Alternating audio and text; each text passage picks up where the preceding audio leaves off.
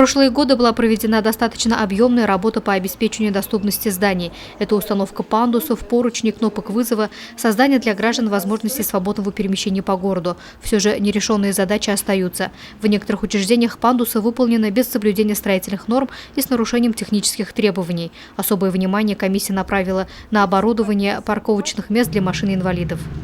Парковка для инвалидов должна быть то же самое оборудована дорожными знаками.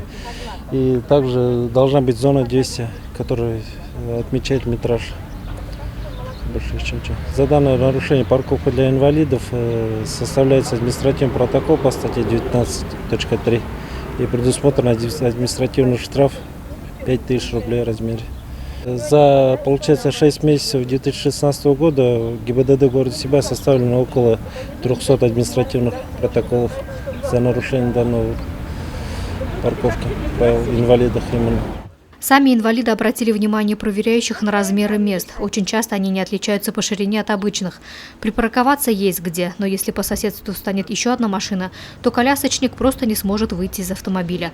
По словам самих водителей инвалидов, очень часто специальные места для парковки бывают заняты другим транспортом. Подъезжаю, места нет, я даже на ту стоянку уезжаю. А пробовали иногда поспорить? Вставал вот так. И?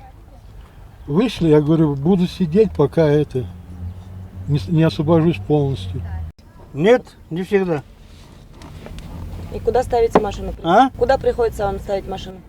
Ну куда попадет, вот, а туда на улице нельзя, уже гаишники там на эту сторону вообще не остановиться, говорят. Обычно на ту сторону-то, если места есть. В 181-м федеральном законе о социальной защите инвалидов обозначено направление защиты прав инвалидов на достойную жизнь.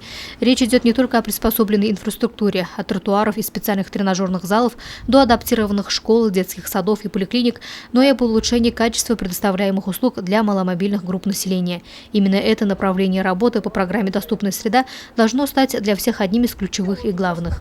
Луиза Мустафина, Айгуль Хамитова, Радмир Сингулов, Гульгина Раскильдина, телекомпания СТВ.